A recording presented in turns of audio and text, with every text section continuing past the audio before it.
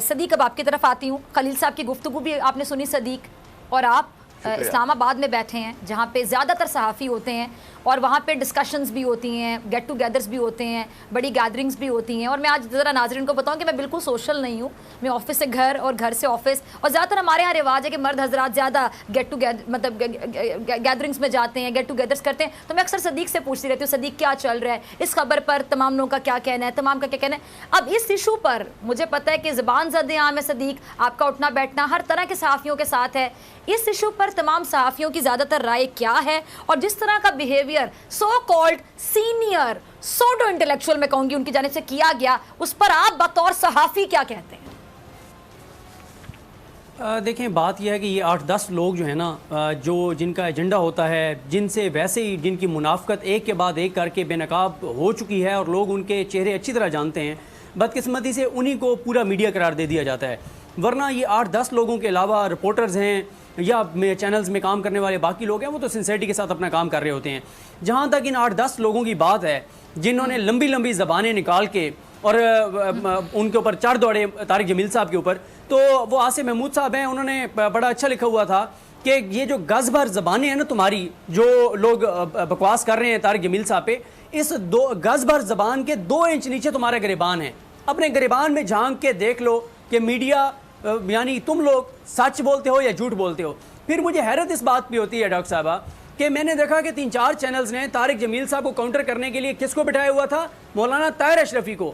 اب اگر طاہر اشرفی صاحب یہ درست کہہ رہے ہیں کہ میڈیا سچ بولتا ہے, تو پھر یہ وہی میڈیا ہے جس نے طاہر اشرفی صاحب کے بارے میں کہا کہ وہ شراب کے نشے میں دودھ پکڑے گئے, الٹیاں کر رہے تھے اور ان کے کپڑے خراب ہو چکے تھے. میڈیا اسی طاہر اشرفی کے بارے میں کہہ چکا ہے کہ وہ منی لانڈرنگ کرتے تھے, وہ دہشت گردوں کے ساتھی ہیں. اگر میڈیا سچا ہے تو پھر طاہر اشرفی صاحب کے اوپر وہ جو میڈیا نے خبر دی تھی کہ وہ شرابی ہیں, شراب کے نشے کے دھت میں پکڑے گئے, الٹیاں کر رہے تھے, وہ بات ٹھیک ہے. اور اگر میڈیا جھوٹا ہے تو پھر طاہر اشرفی جھوٹا ہے کہ جو طارق جمیل صاحب کو غلط کہہ رہا ہے. مسئلہ یہ ہے کہ اب آپ اندازہ لگائیں کہ ہمارے کچھ اینکرز کو طارق جمیل صاحب کو کاؤنٹر کرنے کے لیے طاہر اشرفی کی ضرورت پڑ گئی. آپ انحطاط اور زوال دیکھیے اور بدقسمتی دیکھیے. اور یہ سب سے زیادہ تکلیف ہوئی حامد میر صاحب کو, ظاہر ہے سچ کڑوا ہوتا ہے, ان کو سب سے زیادہ تکلیف ہوئی. میں ان کی ابھی ظاہر ہے یہ پورا پروگرام بھی کم پڑ جائے گا, 25 سے 30 آپ کو فنگر ٹپس کے اوپر خبریں ان کی میں آپ کو گنوا سکتا ہوں جو جھوٹی خبریں ہیں. اتنے جھوٹ وہ بولتے ہیں. سب سے زیادہ جو جھوٹ جن کے سوشل میڈیا پہ لوگوں میں جو سب سے زیادہ اس وقت لوگوں کو پتا ہے کہ انہوں نے یہ جھوٹ بولے ہیں, وہ حامد میر صاحب ہیں. سب سے زیادہ تکلیف ان کو ہو رہی تھی اور وہ کہہ رہے ہیں میں انڈورس کرتا ہوں جی طاہر اشرفی صاحب کو. اچھا صدیق, میں آپ کی بات میں ایک بات ایڈ کرنا چاہوں گی, پھر آپ اپنی گفتگو کو کنٹینیو کیجئے گا. وہ آپ نے کہا کہ سب سے زیادہ تکلیف ان کو ہوئی ہے, تو مجھے تو بالکل یہ لگا اس طرح وہ ایک جملہ ہوتا ہے نا کہ چور کی داڑھی میں تنکا. اب آگے آپ مکمل کر دیجئے. جی بالکل آپ نے درست کہا, چور کی داڑھی کی تنکا. میرا یہ خیال ہے کہ میں نے جو اپنا پوائنٹ آف ویو دینا تھا وہ دیا ہے. میرا خیال ہے ہمیں اس موقع کا فائدہ اٹھانا چاہیے کہ خلیل الرحمان قمر صاحب ہمارے ساتھ ہیں, تو ان سے زیادہ بات کرنی چاہیے تاکہ لوگ زیادہ ان کو سننا چاہتے ہیں. بالکل ٹھیک ہے, قمر صاحب کی طرف میں آتی ہوں. ٹھیک ہے, بڑی اچھی بات کی آپ نے صدیق, بہت اچھی بات کی. دیکھیں ایسے صحافی بھی ہیں کہ جو بڑوں کو ریگارڈ دینا جانتے ہیں, اور آپ عالم دین کا مذاق اڑا رہے, تمسخر کا نشانہ بنا رہے, اور اس کے بعد آپ سمجھ رہے ہیں کہ بہت بڑی اچیومنٹ ہو گئی. شرم آنی چاہیے ایسے لوگوں کو. خلیل صاحب آپ کی طرف آنا چاہتی ہوں. اب یہ جو واقعی اینکرز جو معافی کا مطالبہ کر رہے تھے, کیا انہوں نے کبھی زندگی میں جھوٹ نہیں بولا ہوگا؟ کیا انہوں نے زندگی میں کبھی غلطی نہیں کی ہوگی؟ اور ساتھ ہی میں ایڈ کرنا چاہوں گی, آپ نے کہا کہ ان کو معافی شاید نہیں مانگنی چاہیے تھی. مجھے لگتا ہے کہ اس بندے نے معافی مانگ کے اپنا قد بڑھا لیا. پوچھیں کیسے؟ جو ضدی بندہ ہوگا اور وہ غلطی بھی کرے گا, اپنی غلطی بھی نہیں مانے گا, وہ کہے گا میں نے غلط نہیں کیا. لیکن چلے انہوں نے معافی مانگی, جو بھی ان کے ذہن میں تھا, جو بھی سوچ کر مانگی, مجھے لگتا ہے انہوں نے اپنا قد بڑھا لیا. کیا یہ لوگ معافی مانگیں گے جو ان سے سوال پوچھ رہے تھے؟ کبھی معافی مانگیں گے؟ انہوں نے کیا کبھی زندگی میں غلطیاں نہیں کی؟ میرا جو ذاتی خیال ہے ڈاکٹر فضا, میرا جو ذاتی خیال ہے وہ آدمی بڑا اس لیے ہو گیا ہے کہ اس نے شاید ملکی حالات کو سامنے رکھا, ورنہ انہوں نے جو بات کہی تھی کیا بات اس میں کی آپ کہیں نے؟ جھوٹ اور غلطی کہاں تھی؟ بالکل وہ بالکل سچ کہہ رہے تھے. جس قدر جھوٹ بولا جاتا ہے ان چینلز کے اوپر, یہ خدا کی قسم جھوٹ کی کمائی کھاتے ہیں. اور ہم صبح سے لے کر شام تک یہ جو چند نام نہاد لمبی زبان والے اینکرز کا ٹولہ ہے, ان کی جو ہم بدماشیاں دیکھتے ہیں اور جس طرح یہ تھانے داری نظام کو چلا رہے ہیں, مجھے یوں لگتا ہے خدا نہ خواستہ ہم ان کے ہاتھوں یرغمال ہیں اور ہماری روٹی پانی کے ذمہ دار یہ ہیں. خدا کے واسطے ان لوگوں کو بہت جلدی ان کا محاسبہ کرنا ہوگا, ان سے پوچھ تاچھ کرنی ہوگی. ان کے یکایکی بننے والے اتنے اثاثوں کو کی چھان بین کرنا ہوگی. ہم کہیں بہت بڑی حماقت کر رہے ہیں. شاید اس کی وجہ یہ ہو کہ ہمارے سیاستدانوں میں اتنی خرابیاں ہیں کہ وہ کسی کا محاسبہ کیا کریں گے, کسی کی پوچھ تاچھ کیا کریں گے. انہوں نے خود تو لفافے دے کر پالا ان کو. میں تو سوچتا ہوں کہ میں اور میرا دوست بڑا دبنگ صحافی ہے صدیق جان, میرا دل کرتا ہے کہ میں دعا کروں کہ یا اللہ لفافے لینے والے سب صحافی کتے کی موت مر جائیں. تو میں سوچتا ہوں بچیں گے کتنے. اور پھر شاید ایسی دعا اگر خدا نخواستہ میں کبھی کسی کو بد دعا نہیں دیتا, ایسی بد دعا قبول ہو گئی تو ہمارے پاس جو باقی تعداد بچے گی ہم ان کا کیا کریں گے. یہ میرے ملک کی بدقسمتی ہے. آپ کا جملہ بڑا گہرا ہے. جن کو ہم ایک ستون کی طرح, ایک ستون کا ایک, پلیز ہم ایسے اس صحافت کو انہی پچھلے چند سالوں میں ہم نے ہماری ملک کی طاقت کا ایک بہت بڑا ستون سمجھ لیا. خدا کی قسم کھا کے کہتا ہوں یہی وہ حماقت ہے جو ہم نے کر دی. اس حماقت کی بنا پر اگر ایسا کرنا تھا تو صحافیوں کو خدا کے واسطے پہلے ان کا کوئی ٹریننگ پروگرام شروع کرتے, پتہ تو چلتا کہ ان میں سچ بولنے کی طاقت اور گردہ ہے. ارے خدا کے واسطے ان کو تو صرف اس بات پر جج کیا جا سکتا ہے کہ یہ ایک دوسرے چینل کے پروگرام کو اچھا نہیں کہہ سکتے.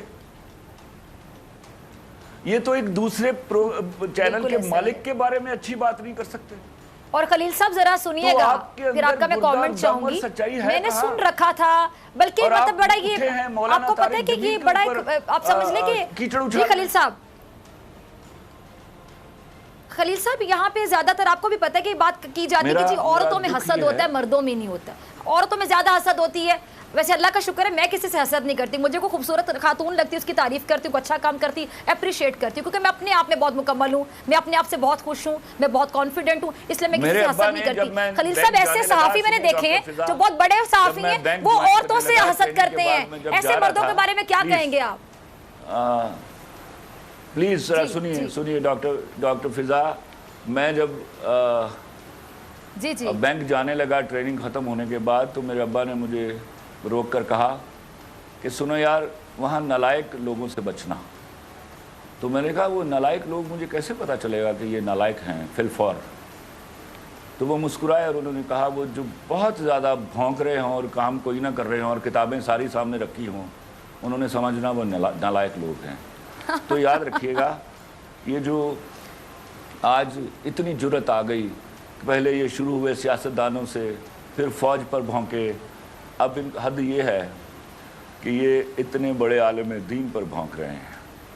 یہ بدقسمتی اس ملک کی. میں کہتا ہوں خدا کے واسطے اس وقت تو ڈر جاؤ جب کرونا کی شکل میں ایک موت آپ کے سر پر کھڑی ہے.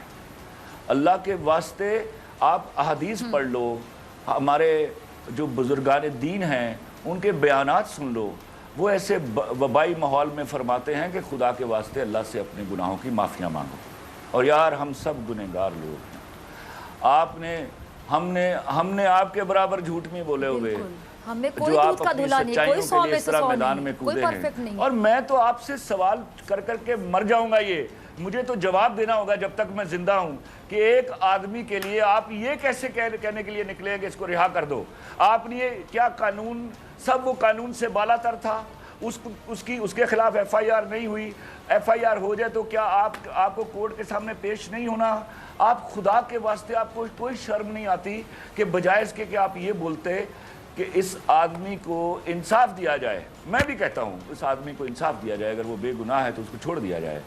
آپ سارے کا سارا ٹولہ ایک انتہائی امیر کبیر آدمی. اچھا خلیل صاحب ویسے میرا تجزیہ ہے کہ انصاف وہ مانگتا ہے جو بڑا کانفیڈنٹ ہوتا ہے کہ میں نے کچھ غلط نہیں کیا. آپ کو خوف نہیں آ رہا, حتیٰ کہ جاوید ہاشمی جیسا آدمی وہ بیماری کی اس حالت میں جہاں موت سامنے کھڑی, اللہ تعالیٰ ان کو زندگی دے, وہ بلا خوف وہ بھی ماسک پہن کر اس شخص کی رہائی کے لیے باہر نکل آیا ہے.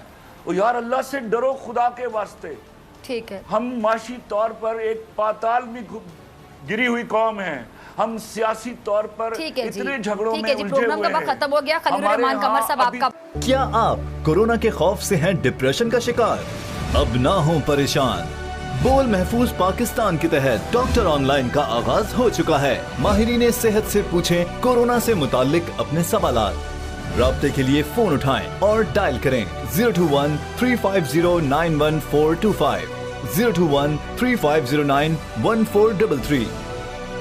लाइव कॉल्स होंगी दोपहर 2 से 3 के दरमियान। आप अपने सवालात व्हाट्सएप पर भी भेज सकते हैं 0337-0310-377 और रह जाने वाले सवालात के जवाबात 24 घंटे ब्रेक में नशर किए जाएंगे। इस पैगाम को अपने सोशल मीडिया अकाउंट्स पर शेयर करें और अपने प्यारों को टैग करें और इस नंबर पर व्हाट्सएप करें ताकि हम ये पैगाम आपको और आपके प्यारों को भेजें। क्या पता किसकी मदद हो जाए।